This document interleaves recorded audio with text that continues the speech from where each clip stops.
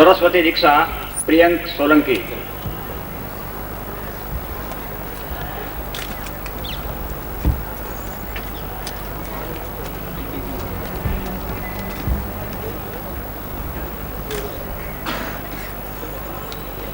सरस्वती दीक्षा ख्याति सोलंकी। चलो।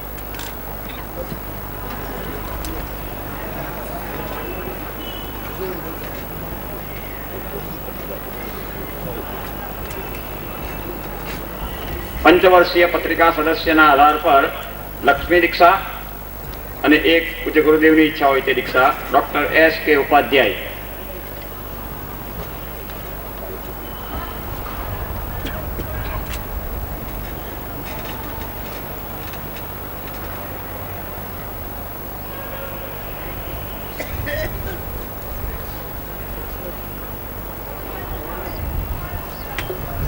कार्य सिद्धि दीक्षा पिंकू तलाटी।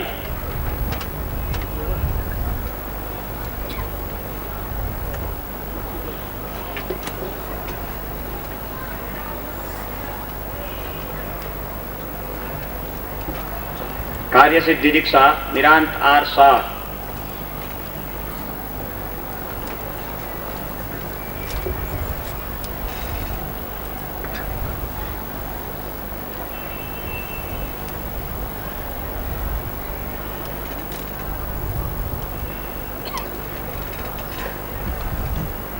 तारा शक्तिपात डॉक्टर भरत पी रावल।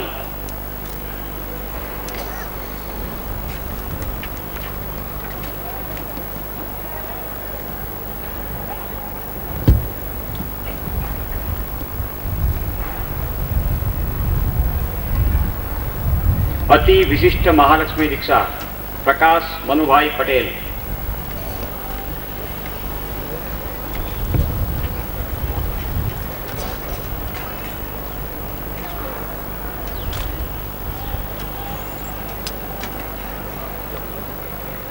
ऋण मुक्ति दीक्षा राजेश पी पारेख।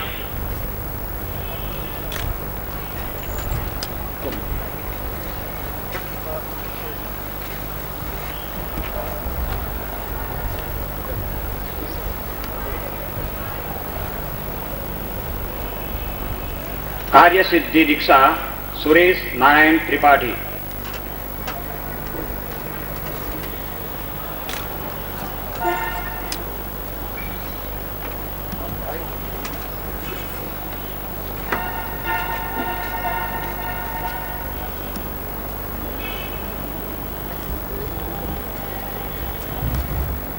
विशिष्ट सरस्वती दीक्षा पूर्णिमा त्रिपाठी।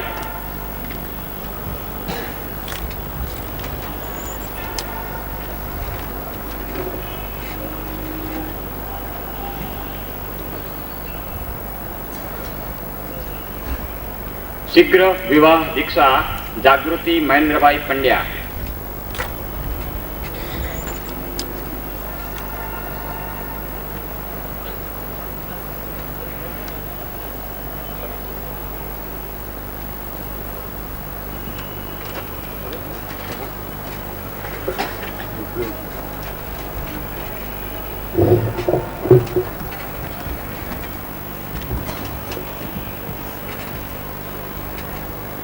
और थोड़ा जल्दी करिए, प्लास्टिक को फेंक दीजिए। प्लास्टिक इसलिए गंदे हाथ नहीं लगे, पवित्र नहीं हो यंत्र, इसलिए इसके ऊपर एक कागज लपेटा हुआ है। यंत्र को पहले आप नीचे रख दीजिए अपने सामने। सिद्धाश्रम का नाम आप लोगों ने सुना है या नहीं सुना है? अफ्रीका में एक हिरम्बू जिला है, उसका आपने नाम सुना है कि नहीं सुना है? मगर आपको नहीं सुनने से अफ्रीका का नैरोबी और हिरम्बू खत्म नहीं होता है।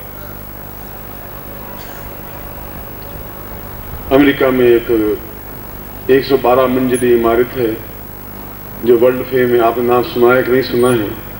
तो आपको नहीं सुनने से वो इमारत खत्म नहीं हो जाती। सिद्धाश्रम का नाम भी आपने सुना है या समझा है, आपके समझने या नहीं समझने से सिद्धाश्रम समाप्त नहीं हो जाता। इस भूभाग पर, आर्यावर्त पर, इस पृथ्वी पर उसके समान कोई उच्च आश्रम नहीं है जहां आज भी 2000, 3000, 5000 वर्ष की आयु प्राप्त सिद्ध योगी हैं। भीष्म हैं, कृपाचार्य हैं, श्री कृष्ण हैं, शंकराचार्य हैं, गोरखनाथ हैं और जो भी उच्च कोटि के साधक हुए हैं। इसलिए कृष्ण को गुरु कहा गया है। कृष्णम वंदे जगत गुरु, कृष्ण को भी गुरु ही कहा गया है। और सिद्धाश्रम में जाना जीवन का सौभाग्य होता है, मगर उसके कुछ नियम हैं। अमेरिका में हम सब जाना चाहते हैं, मगर उसके कुछ नियम है। पासपोर्ट होना चाहिए, एक वीजा होना चाहिए, एक टिकट होना चाहिए, तो आप अमेरिका जा सकते हैं। मगर पासपोर्ट है ही नहीं, वीजा भी नहीं है, तो आप चाहते हुए भी अमेरिका नहीं जा सकते और पूरी जिंदगी नहीं जा सकते, तो नहीं जा सकते। ठीक उसी प्रकार से संकीर्ण जहां बुद्धि है, संकुचित बुद्धि है। अगर मेरी एक पड़ोस में एक स्त्री रहती है जिसकी उम्र 96 की है, 96 साल की है, चलती है, फिरती है, दांत है, रोटी खा लेती है और कपड़े भी खुद की धोती है, मगर बुद्धि उनकी संकुचित है। तो संकुचित है ही क्योंकि जो एक बार बुद्धि में समा गई, बात समा गई। मैं उसको कहता हूं तुम्हारे बेटे बंबई में रहते हैं, तुम्हें बात करवा देता हूं। उसने कहा कि तुम गुरु हो मगर मुझे मूर्ख मत बनाओ। कितना जोर से चीखोगे, चीख करके बंबई तक आवाज मेरी कैसे पहुंचेगी? नहीं पहुंच सकती। मैंने कहा यंत्र बन गया है और तुम सुख पहचान लोगे आवाज को, मैं तुम्हारे कानों में लगा दूंगा, तुम सुन रही हो। मैं कितना ही समझाऊं, उसको विश्वास नहीं होता कि यहां से बात बोलने पर बंबई में बेटा सुन सकता है, बंबई में बेटा बोलता है तो मैं सुन सकती हूँ। वो बात उसके माइंड में नहीं समाती, आती नहीं है। 10,000 बार समझा चुका, उस नहीं समझेगी और नहीं समझ पा रही है। और मैं आपको 10,000 बार समझाऊंगा कि ऐसा सिद्धाश्रम में 3000 साल की आयु प्राप्त योगी है, तो आपकी संकीर्ण बुद्धि नहीं समझेगी, तो नहीं समझेगी। क्योंकि बुद्धि का तो विकास चिंतन, सत्संग से और ज्ञान चक्षुओं के माध्यम से ही स्पष्ट हो सकता है। हम उन सब ऋषियों की, हमारे पूर्वजों की आज वो देखें कि उनकी पीढ़ी का एक व्यक्ति इतनी उच्च दीक्षा ले रहा है, उनको भी स्मरण कर रहे हैं और सिद्धाश्रम के योगियों को भी स्मरण कर रहे हैं। वे सब गुरु हैं, उच्च कोटि के योगी हैं, सन्यासी हैं। 2000, 3000, 4000 साल से जो साधनाएं कर रहे हैं, उनका दर्शन करना ही अपने आप में जीवन का सौभाग्य है और वही जीवन है। ये तो बाकी जीवन तो आपाधापी का जीवन है जो आप और हम जी रहे हैं और जीते हुए चले जा रहे हैं। और